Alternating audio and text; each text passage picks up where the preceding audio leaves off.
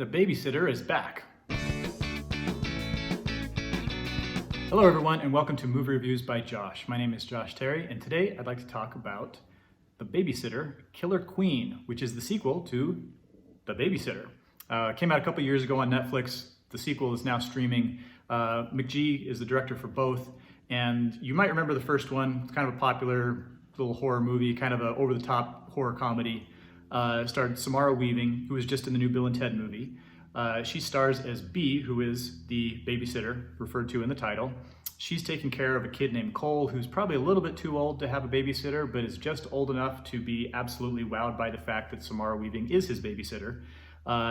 Everything is wonderful and they're having a good time hanging out one night until suddenly Cole discovers that his babysitter is part of a death cult, and all kinds of violence and craziness and gore happens and ensues, and eventually things happen. It's, aside from talking about what happened in the first movie, it's also going to be kind of difficult to do this review totally spoiler free because some of my big complaints about the sequel are pretty dependent on spoilers. So I'll try to kind of talk my way around things, but honestly, if you watch the movie, you'll probably be able to kind of figure this stuff out in advance as well. So I guess this is kind of a spoiler alert, but I'll try to keep it as a mild one. So anyway, so in the first movie, Cole is, 13, 14 years old, too old to have a babysitter, discovers that his dream babysitter is in a death cult. There's a whole lot of craziness, and he kills Samara Weaving's character, Bee, at the end of the first movie.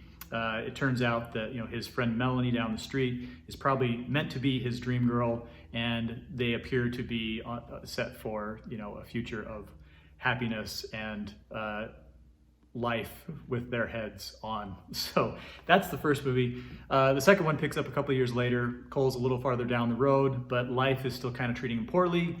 And this may or may not have something to do with the fact that he kind of dresses in kind of an arbitrarily weird. It's kind of one of these situations where the movie's trying to put him in kind of an awkward, odd place, but it almost seems like the character is doing it deliberately. And so, not the greatest design here, but anyway. So Cole is now a junior in high school, and aside from just being awkward for a variety of reasons, nobody believes what happened to him on the night of the first incident. Nobody believes any of the stories about the death cult, about any of the people who were killed. All the evidence somehow disappeared. And so he's kind of in a bad psychological place.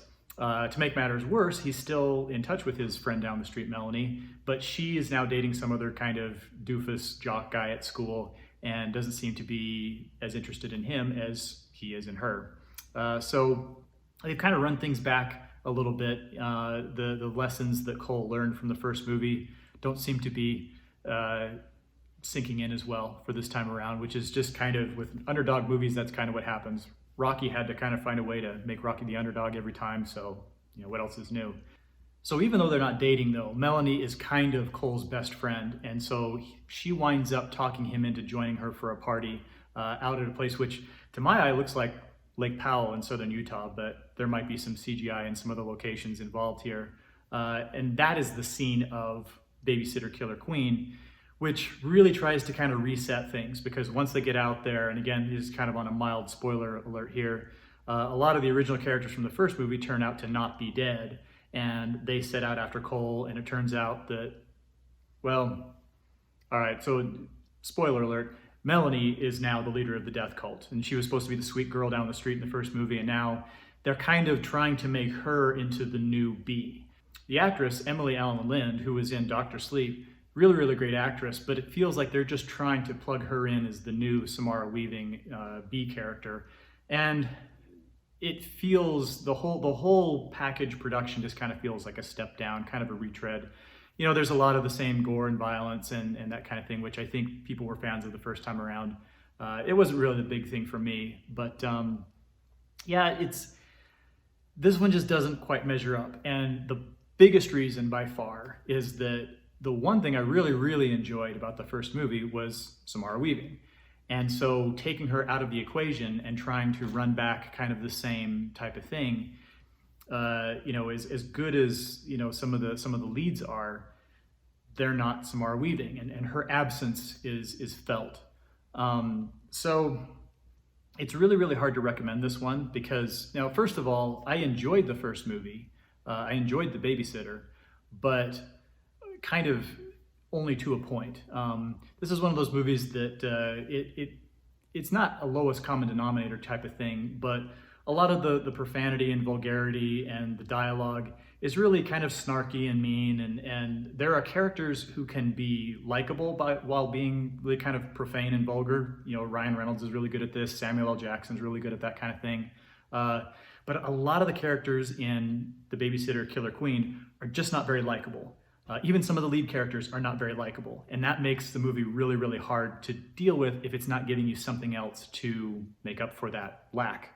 And I don't really think that Killer Queen does. Now, it does have some high points. There were some places that I laughed. There are some good elements of it. But overall, I found it kind of disappointing. So like the original Babysitter, Babysitter Killer Queen, I believe, is rated TV mature because it's on Netflix.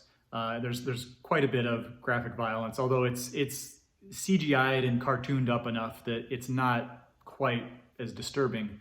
There is still quite a bit of profanity and a lot of vulgarity. There's a lot of vulgar language, which, you know, not a lot of sexual content, but there is sexual language. And coming from characters that aren't very likable, it's kind of grating. And so that's about where I would classify the rating for Killer Queen. So sadly, overall, I can't really recommend Killer Queen unless you really, really love The Babysitter, which almost might even make it worse. I don't know. I'm gonna give it 2 stars out of 4. It does have its moments. It has some positive points to it, but sadly, a disappointment. So what's your favorite horror comedy? Leave your answers in the comments below. So thanks for watching. This has been Movie Reviews by Josh. My name is Josh Terry, and I would love it if you would subscribe on your way out and keep your notifications on so you can see our new videos as soon as they're posted. Take care, and have a good one.